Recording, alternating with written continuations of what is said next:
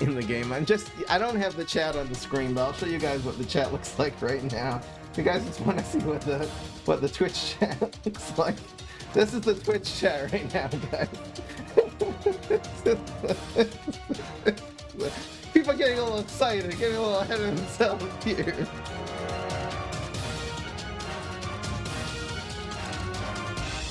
What's going on, everybody? This is Fry. So today I am super happy to bring back PvZ Heroes tier list. It's been almost 3 years since I made the original tier list. Instead of just going through the many cards that I've changed my opinion about over the last 3 years, instead I am going to be redoing the entire tier list, giving you a brief summary of every card, putting it in a certain tier, highest being S, bottom being piece of trash garbage, and telling you why I'm putting it in that tier, explaining very briefly the uses of the card. And I'm just going to spend a little extra time on cards that I've significantly changed my opinion about, that I would say I'm putting in a different tier than last time. I haven't even reviewed the old tier list videos to remember what my opinions were then. I'm just going to give you my fresh opinion.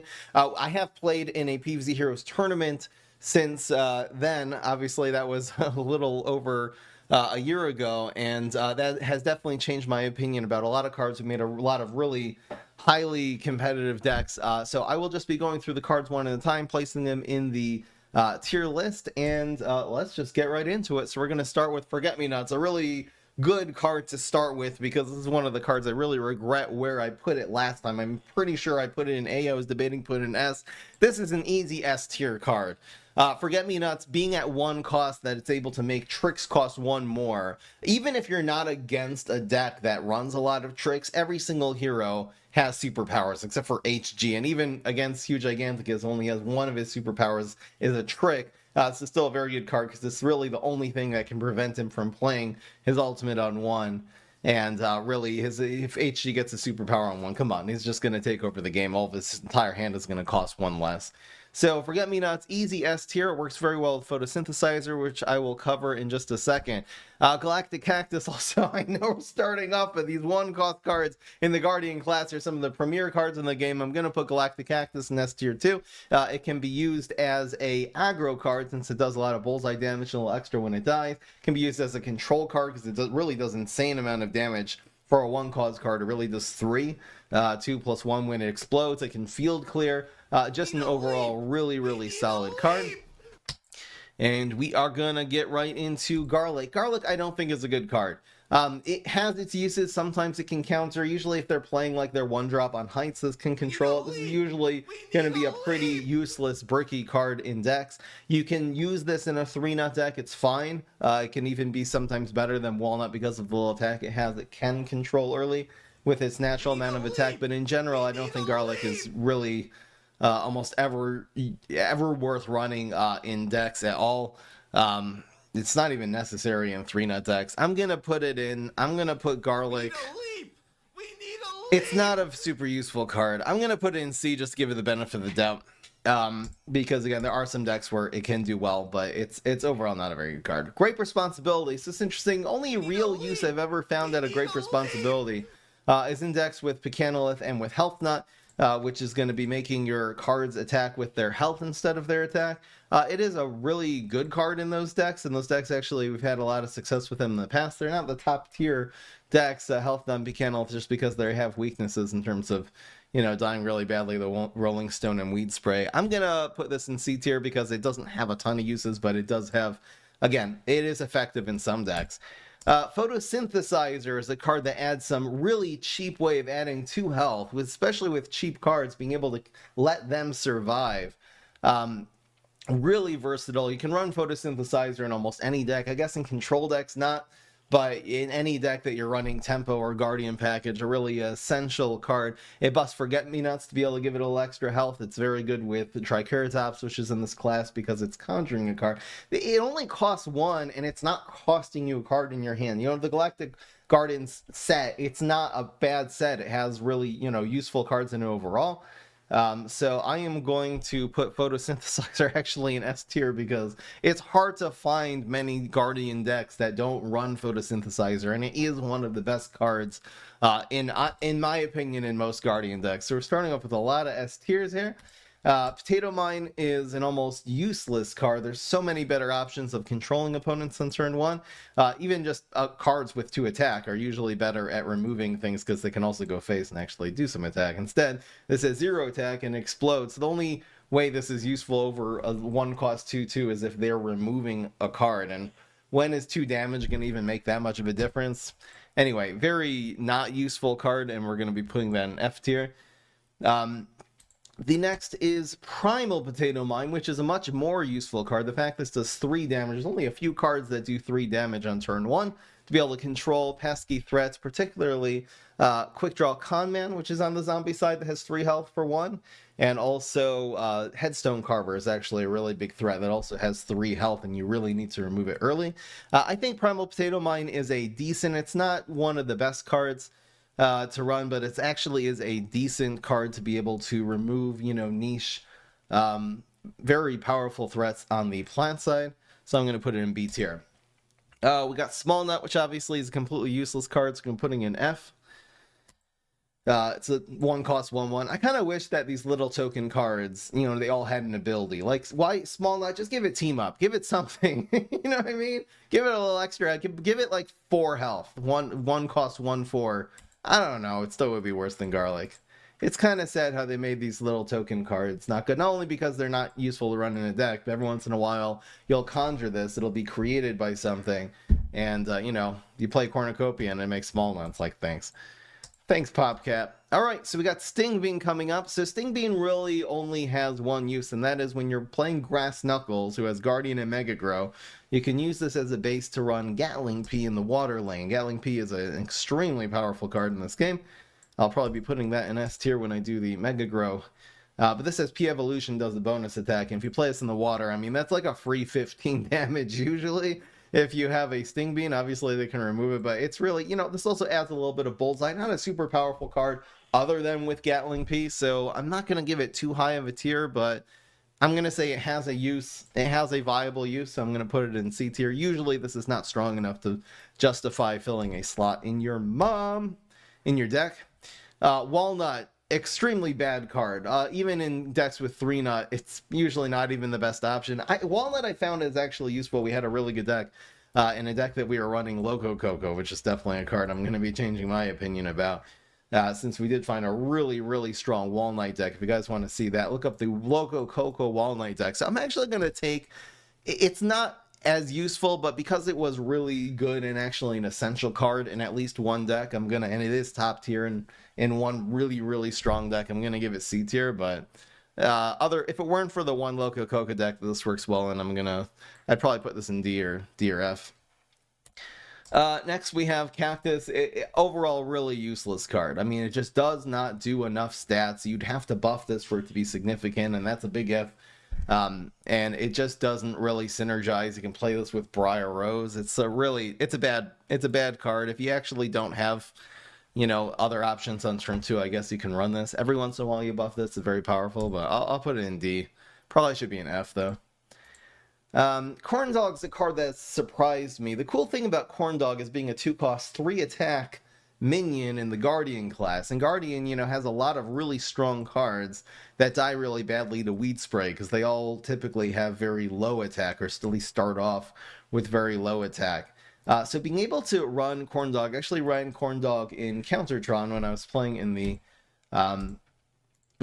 tournament, because I really wanted not to get hard countered by Weed Spray since I was running a lot of Guardian. So again, it's not a super, 2-cost 3/2. It doesn't even really count as an amphibious minion because it's so easy. Since it has Hunt, the Hunt is a disadvantage, so it would be better without Hunt because it can just be pulled out of the water. But if you have all of your lanes full and you're running like a low cost deck, which is how Guardian really excels, being able to open up another threat in the water lane, which 3 attacks is actually pretty good. I'm going to put it in C tier since, again, very limited use card, but it has some viable uses in some situations. Gardening Gloves, I've tried over the last 3 years since I made the last tier list, I've tried so many times to make decks with Guardian Gloves, combining this with Guardian Package so at least you can utilize the card draw for a Dino Roar, trying to shove things. I've made multiple tries on Twitch, live streams on Twitch, shoving things into Mondo Bronto. maybe one of those streams ended up on YouTube, but it wasn't even that memorable because it's a really unreliable. Sorry, not Mondo Bronto. Sorry, Guardian Gloves shoving. That would be on the zombie side. That would be terrifying. This would be like Gardening Gloves trying to move. I don't know, man. I'm actually mixed this up with Terrify, but which is moving a plant on the zombie side. Moving a plant for 2, it's just very high cost and very low effect, and that's why I'm putting it in F tier. Absolutely trash card. Gravebuster. So it's interesting. I've made a huge shift over the last few years, especially during the tournament, of shifting from Gravebuster being a viable removal for Graves to Blockbuster. Blockbuster, of course, is the 4-cost card that is going to make a big field clear. The main difference between these two cards is that this bricks if they don't run Gravestones, and there is a good strategy on the zombie side to run a deck with no Gravestones, so the Gravebusters and Blockbusters don't get value. Since their Gravestones are very powerful, there's a lot of sneaky cards. This becomes a very good card because Pogo, Yeti, Mug, and Pirates are actually probably overall the best strategies on the zombie side. And then you throw in cards like Teleportation Zombie and even sometimes Binary Stars can be super powerful, and Gravebuster easily answers all of them. This is a good answer to Pirates, which is clearly the strong zombie deck that has a lot of Gravestones in it. It's hard to say where to put this. I'm going to put it in B tier because it is outclassed, in my opinion, by Blockbuster, and I will explain that when we get to Blockbuster. But yeah, it's a decent card you can run. Don't run too many of these because, again, they break really, really, really hard. But you definitely want to, being able to tech a few of these, and it is a real tech card. Most decks you're going to face are going to have at least one type of Gravestone in it. So hopefully you'll be able to get value out of the Gravebuster. Hot Date's a card that it's been increasingly hard to find value. This doesn't, you can stick this in front of a Gravestone, stick it in front of Control. I feel like this type of control on the plant side, I used to think a lot higher of it, of just removing a zombie every single turn. The control decks I really like much more have a lot of healing in it and are really like the solar class. That you're going to be able to be running a lot of cards like Lil Buddy and Pepper MD and Ketchup Mechanic. Hot Date I haven't found a ton of use for. It probably, it's a just mediocre control card on the plant side. It's hard to know where to put this. I'm gonna give this not the benefit of the doubt and put it in D tier in terms of how useless I've found this card when I try it. It could be it really is better. It's more like C or B, but I'm just gonna rate that based on how useful I found it over the last 3 years, which is not at all. Juggernaut. So this is actually a really powerful card. 2 cost 2/2 Bullseye, so it's a 2/3.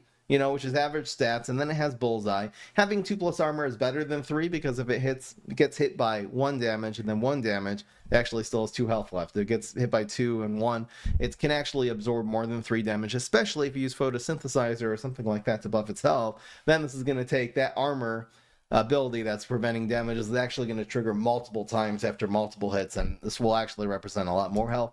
It's a good card, but it is clearly and utterly outclassed by Triceratops, so that's the reason why I'm not going to be able to give that too high of a tier. It is useful though, and sometimes you can just run this side by side, run Juggernaut and Triceratops in the same deck.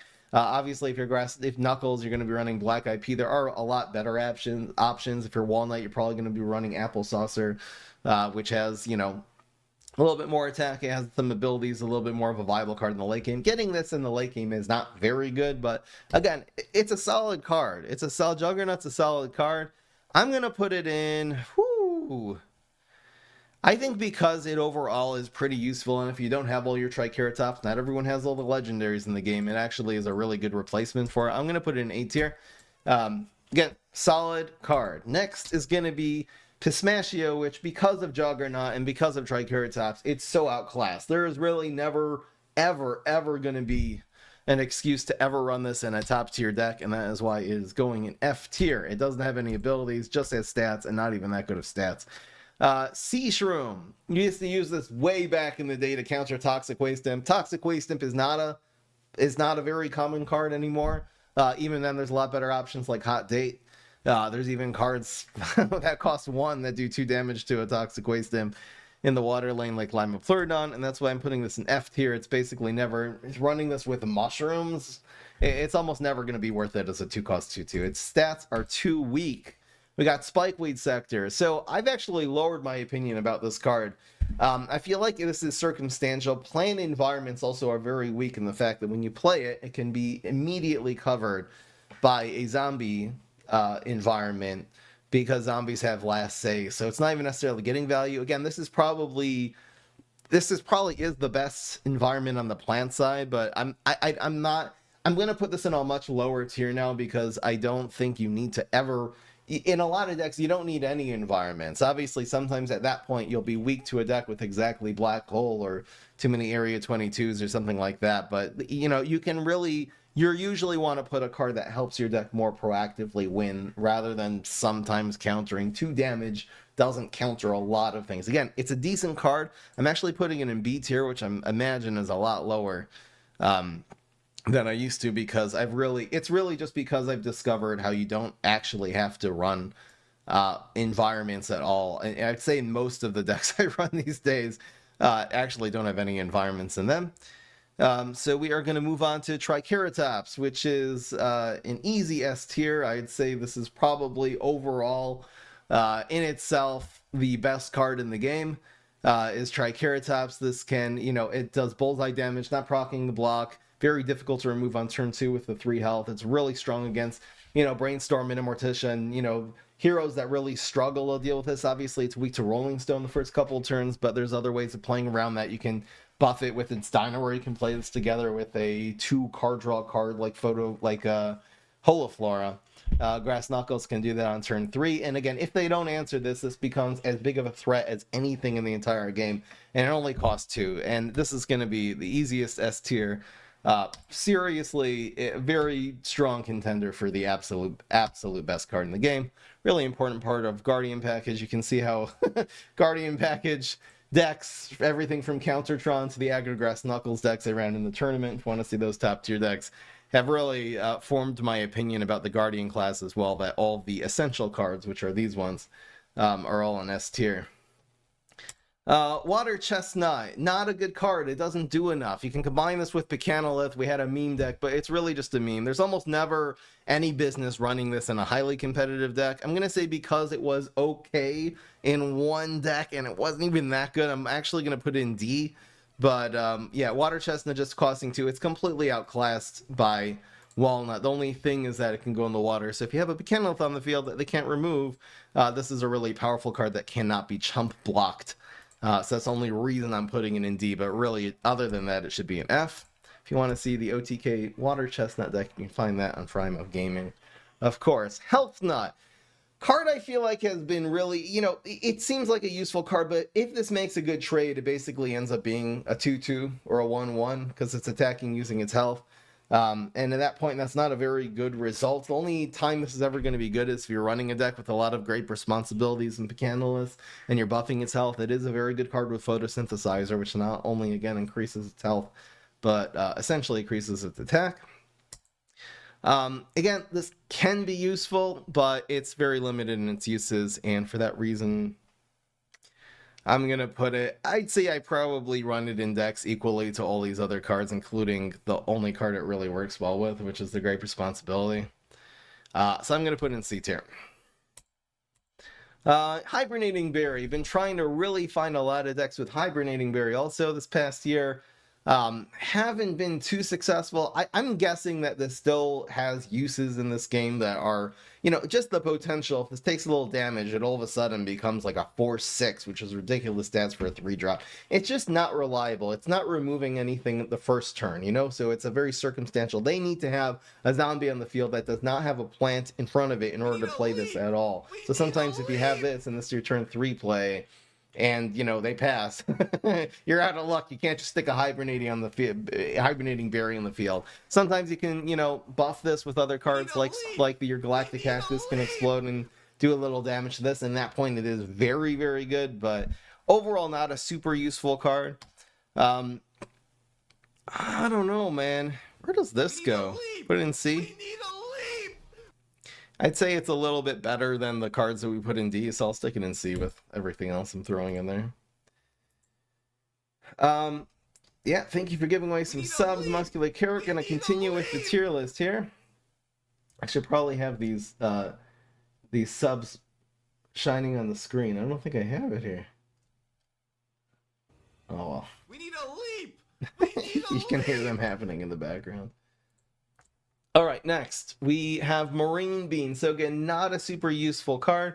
It needs there to be amphibious minions, in which case there's usually not a lot of room. Even if there's one amphibious minion, though, it's still 3 cost 4, 3 amphibious. It's just limited to amphibious decks, which are not very good. You're not always reliably going to have an amphibious minion. Otherwise, 3 cost 3, 2, which is not very good. There was a version of RCCH's Elusives. Getting ready for Starch Lord.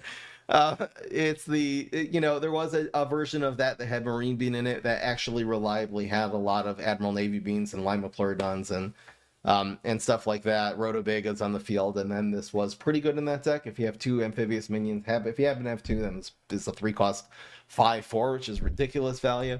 So again, I'm going to put it in the same class as a card that's barely useful, but every once in a while there is a deck that actually has use, particularly, again, that one version of Elusives that I liked.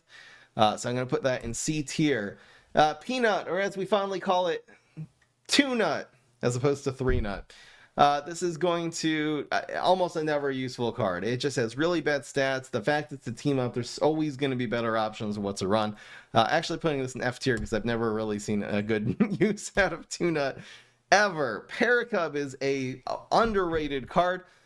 You stick this in front of anything, and it's a 3 cost 5/4. And I think it's just a little bit more value. I think it's a lot more value usually than Hibernating Berry, because if Hibernating Berry, if you stick that in front of something with 5 attack, say something in the late game, it's only going to have 3 health left. It's not going to trade very well. Paracub will trade well against almost every single card in the game because, again, it's doing 6 damage. It makes a 5/4 Grizzly, and then it also is going to end up with 4 health on the back end, which, can easily make good trades. It's a very good card to explode with Galactic Cactus. It's amphibious, so it can be played anywhere. I found a lot of success running this in anything from Countertron to really just throwing it anywhere. Like, it's a card I actually don't even use enough, and I really should be running it with Guardian Package a lot more. This is either going to be low A or high B. Oh, man. I'm gonna give this the benefit of the doubt and actually put it in A because, again, it's a serious part of any. You can really actually put this into any Guardian Baggage deck, and it's gonna get a lot of value. The more I run Paracub, the more I realize how good it is. I've even been experimenting offline running this in the aggro, the top tier Grass Knuckles deck that has the Galactic Cactus in it, and I found that it is very useful, a lot more useful than some of the other options you can run in that deck. So I'm actually putting that in A tier. Plantern. So I've tried playing this with Coffee Grounds, with the Grass Knuckles deck. It's very circumstantial that this is ever going to be more than a 3 cost 3/3. There's not, it forces you to play environments. Which environments are you going to play? Usually any of the environments you're forced to play on turn 2 are not going to be good. Being forced to play a Spikeweed Sector or a Coffee Grounds or a not reactive environment plays are usually going to be very bad. And again, environments can be very easily covered by your opponent's environments, which won't nerf the Plantern since it still is a 4/4 bullseye in an environment. But still, it's, again, that makes you lose your environment. Getting value out of this card makes your cards very weak and your deck very weak. It forces you to make inefficient plays to set up environments unnecessarily, other than giving a bad card a 1/1 buff. So Plantern, again, I'm not going to put in F tier. It's not a super useful card. I'm going to be putting this in D tier since I think it's an okay card, but it's hard to imagine that ever being a part of an OP deck. Prove me wrong, though. Show me the deck where Plantern is amazing and beat me with it, and I'll change my mind about that. I just haven't seen it.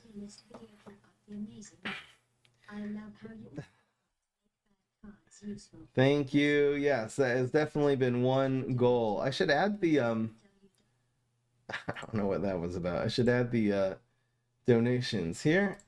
Let's get that on the screen. I'll put you guys down over here. All right, that should ring from now.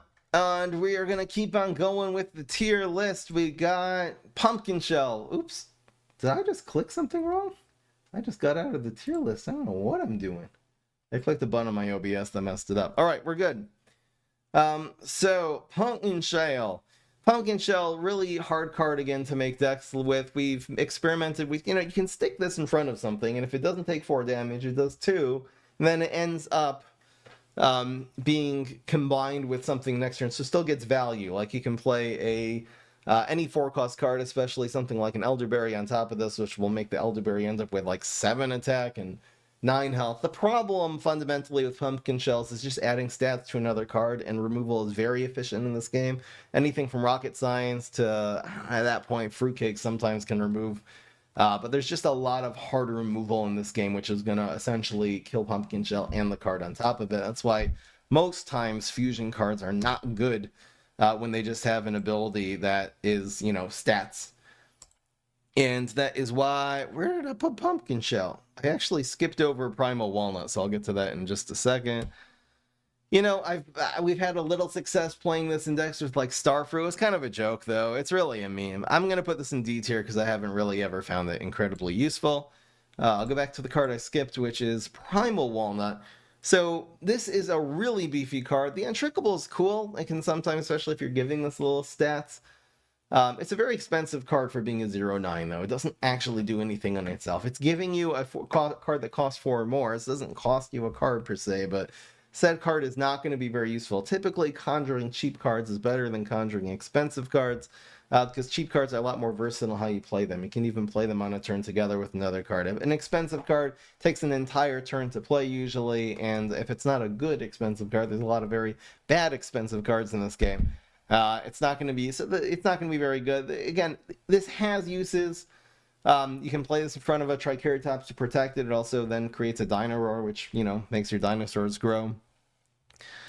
Where to go? Primal Walnut. It's definitely not going to be in D or A. It's either in B, probably high C, low B tier. It's not a terrible card. It's very good in Mechanolith decks too, like really good, because it's the highest health. Probably highest health minion in the game at 9. I don't think there's anything with more than 9 health. Soul Patch is 10. Obviously a much cheaper option than Soul Patch. I'll put it in low B tier because even in the decks that it's not ideal in, it's not a bad option.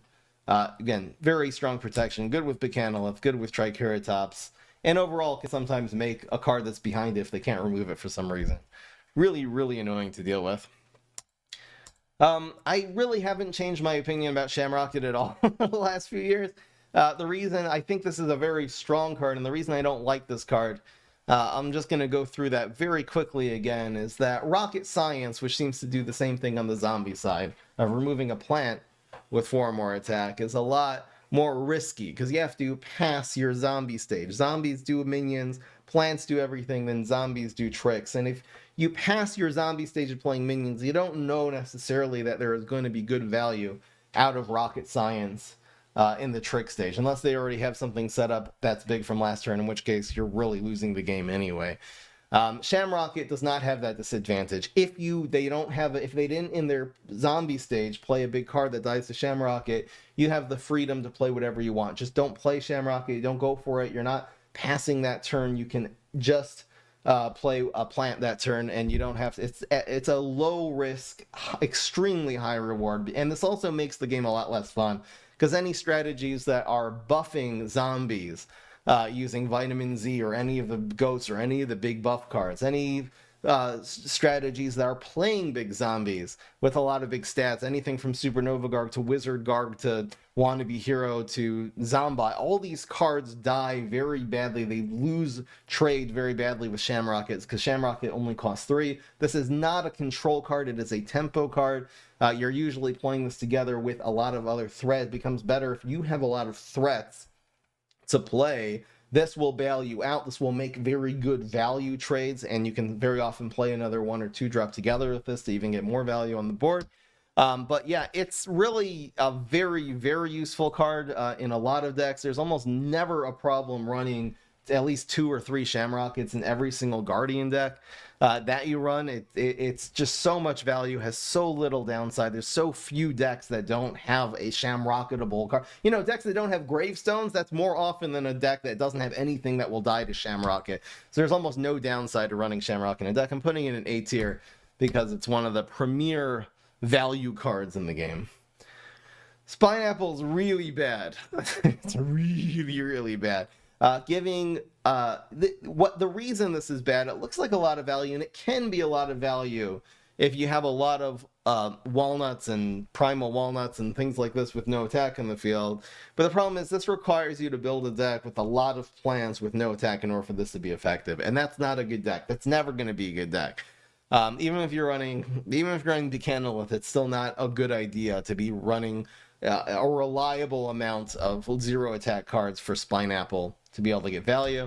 And even at that point, it's only adding 2 attack, which is just not enough to justify being really a 3-cost 2/3.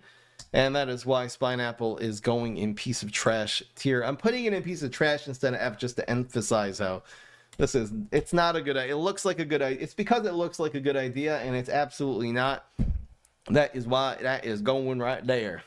Next is Steel Magnolia. It's another card that looks like a lot of value. I've tried this so much. It was even running this in Countertron, a deck I keep referencing for the Guardian class, to really buff plants, but it doesn't help you against Weed Spray. It's obviously very weak to Weed Spray. It's just not, for a 3-cost card, is just not reliable. It's actually outclassed by Photosynthesizer that does half of the same effect. Obviously doesn't have its own stats for only 1 and also draws you a card. Just adding a little bit of health. Again, it's okay. I've running this with it, giving a little bit extra health to your Juggernauts and to your Triceratops and to your Forget-Me-Nots. Situationally can be good, but it's not reliably going to be giving you value. I don't know how to explain it more. I don't even really fully understand why this card isn't a little better, because it's so much stats. I mean, it's 2/4, and then it gives, which is not a very good body for turn 3, by the way. 2/4 is very weak. But then it gives, it's really a 2/8 worth of stats, which is ridiculous. But you have to have plants that are exactly 2 spaces away from each other, and this is stuck in the middle. If there's team-ups, it can even hit more. I would love to find, and this is really inspiring me that I really want to try to make a deck that's good with Steel Magnolia. For now, I'm going to put it in D tier, because I've never really found a great Steel Magnolia deck, but I'm actually going to really try to find a good deck with Steel Magnolia. Hopefully next time I make these tier lists, this will be in a much higher tier, because the potential's there. In execution, one thing that, and it'll lead me right neatly up into 3-nut, is that one thing I've really realized a lot about this game in testing so many different decks for the tournament. You guys haven't even seen the types of testing that I did, all the different, combos I was trying out for really a competitive scene, cards are not based on their power, it's based on their reliability. How many situations is this going to be a good play? Which is the reason Steel Magnolia is not a good card, and it's the reason 3-nut, which is an extremely powerful card, in my opinion, is not that good. Because it's about reliability. If you're always going to have good plays on turns 1, 2, and 3, and then on turn 4, you can do the unholy almighty 3-nut play, which is playing this together with a garlic or a walnut. And it's going to put a 3-2 on the field, and then it's also going to put a 3-5 or a 3-6 on the field, being 1-cost cards with very high attack, combining this on turn 4.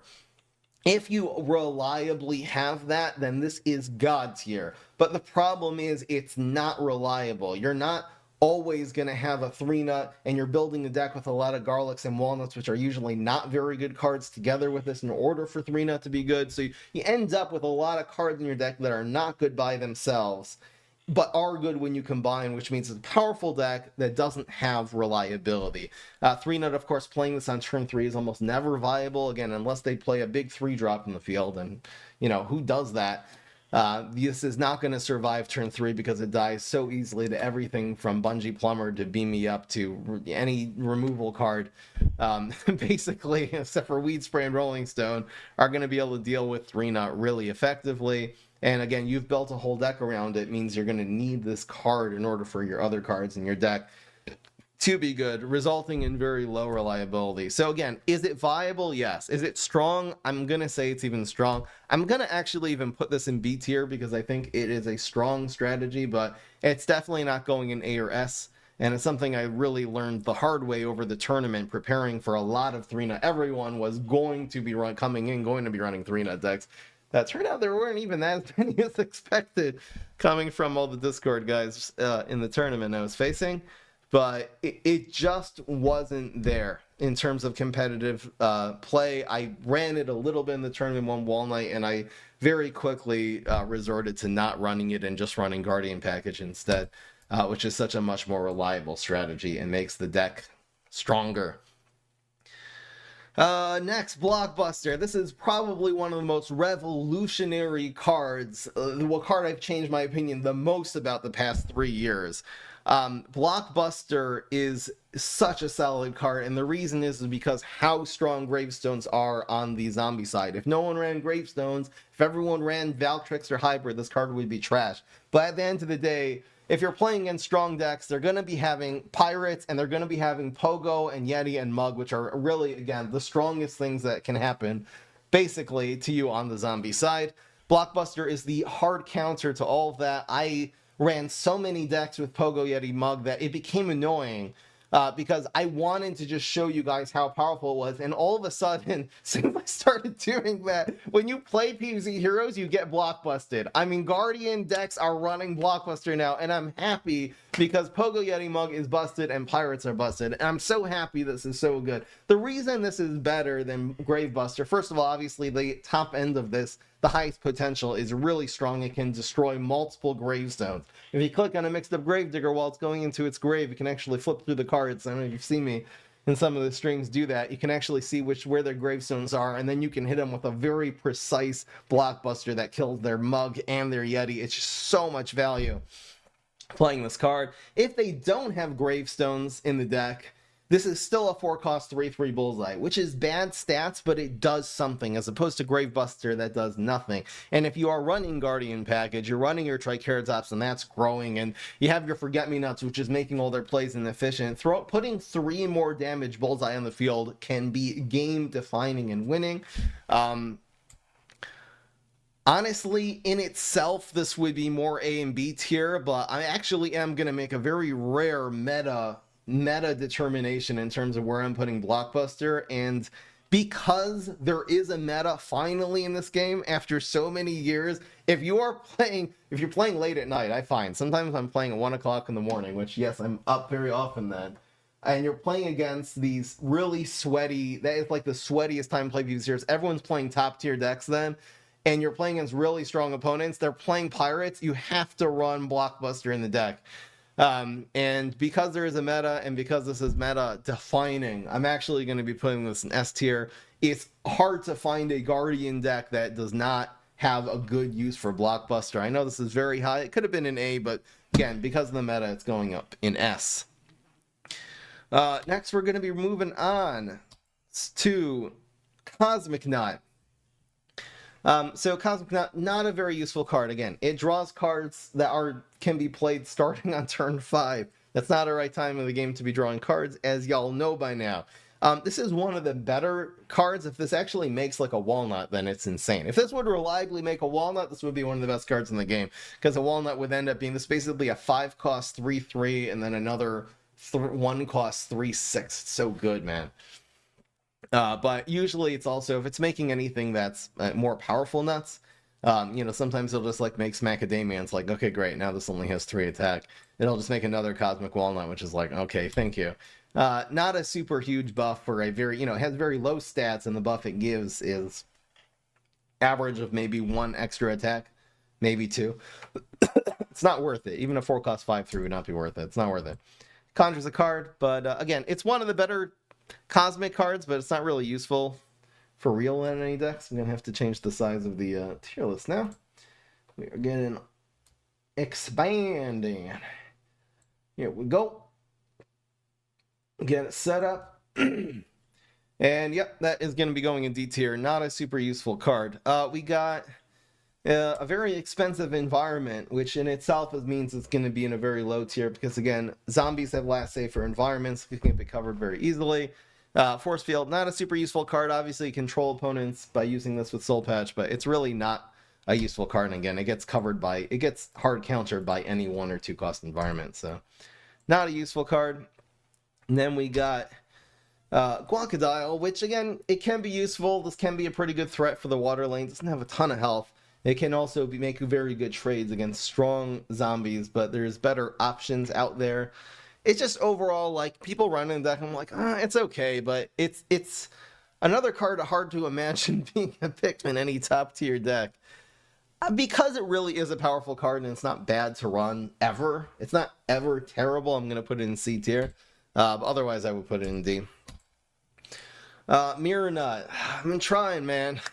Trying with a lot of decks with Mirror Nut really hard. And the problem with Mirror Nut, again, is how often it procs your opponent's block meter. Giving your opponent 3 to 4 free 3 extra superpowers in a game is never a recipe to win. Superpowers are so powerful. Such an important part of PvZ Heroes. And again, this is doing 2 non-bullseye damage to your opponent. The only way to fix this card would be making it bullseye. Maybe reduce its stats. Maybe make it only do 1 damage. But without bullseye, this card is never going to be good. I'm putting it in D tier to make a point because I really don't think Mirror Nut it's never going to be top tier the way that it's made, because the block meter and superpowers are so strong in this game.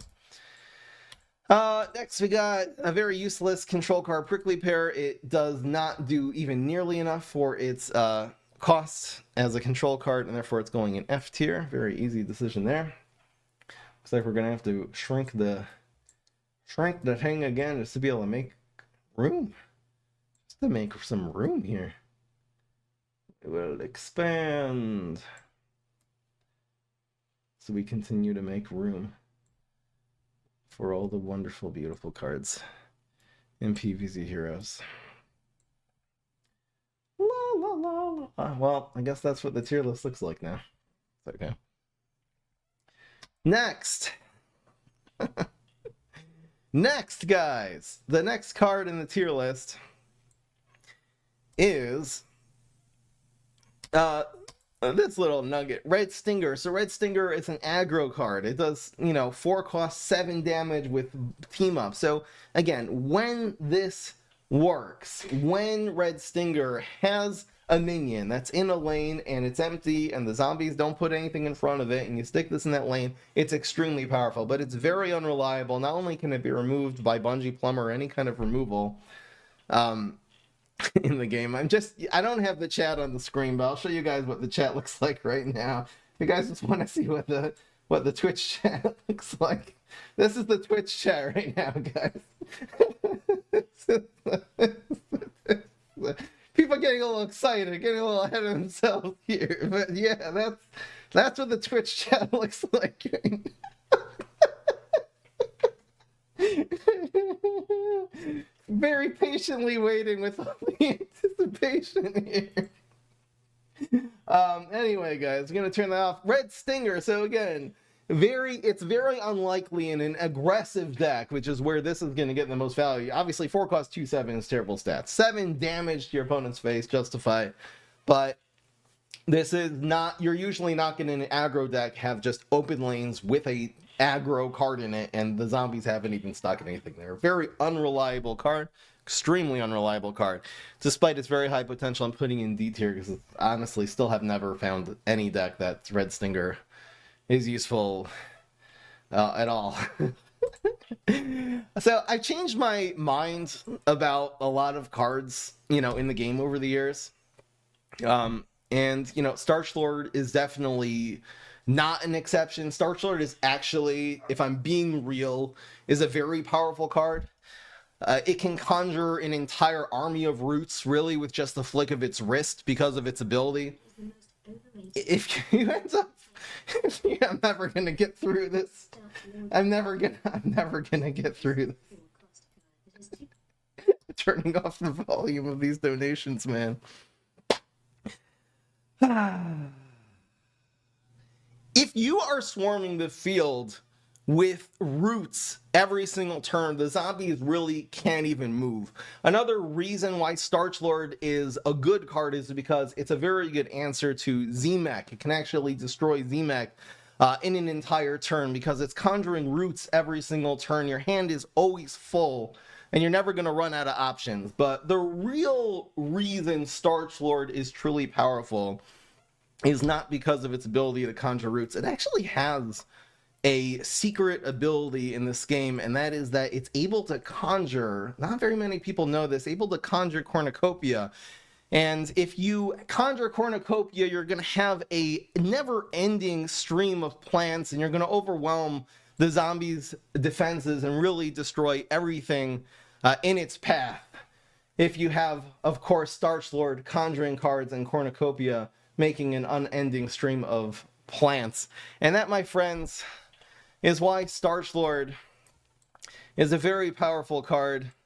And it's still going in piece of trash garbage tier because Starch Lord will never be a good card. I'm never going to change my opinion about it. Complete trash garbage. Never going to be good. Never has been good. This card should get deleted if they ever make a set 5 of this game. Absolute trash garbage. I don't even care. There you go. I said it.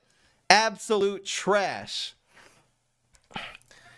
Chat GPT can take it to the bank. Next card. Next card. Bodyguard. It can't actually conjure Cornucopia. Next card. Bodyguard. When you play Bodyguard, fill your super block when you're up to full. I've tried this with a lot of decks. I've tried decks that really rely very heavily on superpower, like Brass Knuckle with an OTK time to shine, with Pot of Powerhouse. Have never gotten Bodyguard to be that good. It's a really hard counter, actually, the decks. Really, really hard counter to decks that rely on one big burst of damage, like Valk decks, for example, that are doing, if you have play Bodyguard, just hard counters, decks like that. Anything that's really an OTK blob, for example, decks that rely on really big shots of damage. Playing this late in the game will win the game. So I'm not going to say it's a completely useful card. I hope someday I'm going to find a good use for Bodyguard, but I haven't thus far. I think it's actually even okay in decks when it's not ideal, so I'm going to put it in C tier. It's kind of like on the same level as Guacodile. But yeah, man. Doomshroom. Hate this card. It's actually good. Again, it's kind of like Shamrock. It's kind of like Shamrock at light. Like, it costs too much for what it does, but every once in a while it's so powerful. Even when it's not too powerful, it will destroy something big. So easy to get value out of Doomshroom. Very high end and not very low on the low end. It's obviously not going to be up in Shamrock tier, but honestly, running 1 or 2 of these in a deck, it's very limited because of the decks you could put it in, since it destroys your own plants. And I'm going to put it for that reason in C tier, because again, limited deck building, very powerful card, very useful card. I hate it, but it is good. I'll put it in C tier because of the limited amount of decks you can actually put it in, because again, it destroys your own cards. We're just going to finish up with a few more here. We got Grizzly Pair. Here's the Twitch chat, guys. We want to know. What does the Twitch chat say? Once upon a time there was a Starch Lord. Starch Lord S tier. I'll leave that on for another second. You guys can enjoy the Twitch experience if you guys are watching this on YouTube. Grizzly Pair is never a good card. Never, ever, ever. It's just bad stats. It doesn't have any abilities other than Amphibious. It's just bad stats for its cost. Can this be used? Should I put this in D tier just because sticking this in a deck as a late game aggro option, if you don't have anything else, would it be useful? I'm going to benefit the doubt, put it in D tier. But it probably should be an F.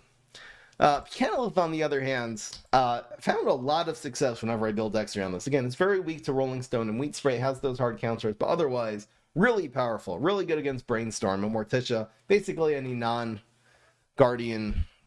any non-hardy, heroes that have Rolling Stone for Pecanolith. It buffs, you can turn useless cards into really powerful cards, anything from Walnut to Garlic. I'm going to put this in...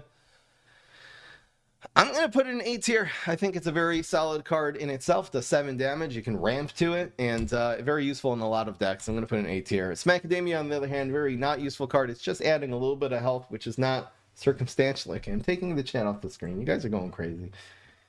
Very expensive card for only mediocre stats, 4/6 after the buff, and it gives, again, a circumstantial ability, which your turn 5 abilities need to be game winning. Pecanolith is, because it can turn a weak board into a really strong one very fast. Smackademia adding a little bit of health. Again, every once in a while this can be useful, but I'm putting it in F tier because it's almost impossible to find a good deck for Smackademia. Tough beats, again, it's just stats. It's very circumstantial. If it doesn't have, there's no minions on the field, it's very poor stats. And even if there's 5 minions on the field, it's just a big beefy card which doesn't have any ability to actually do direct face damage unless they just have no answer to it.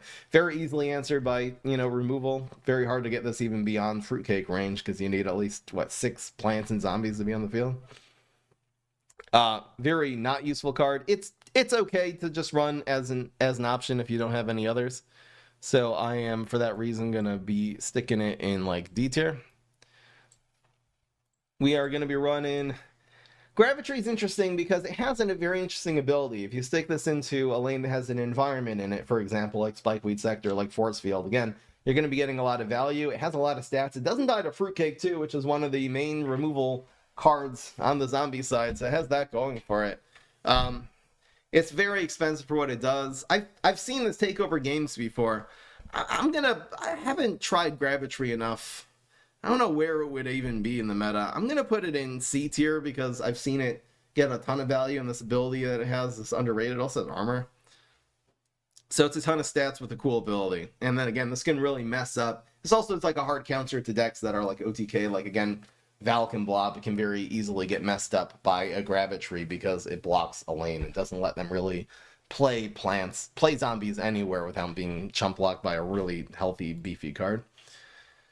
Loco Coco is a card that I have changed my my opinion about a lot. This is actually going to be the first time in this stream I'm actually going to show you a deck. And that is going to be the one deck that I found that is so powerful and so fun to play. It's literally still, you can see it.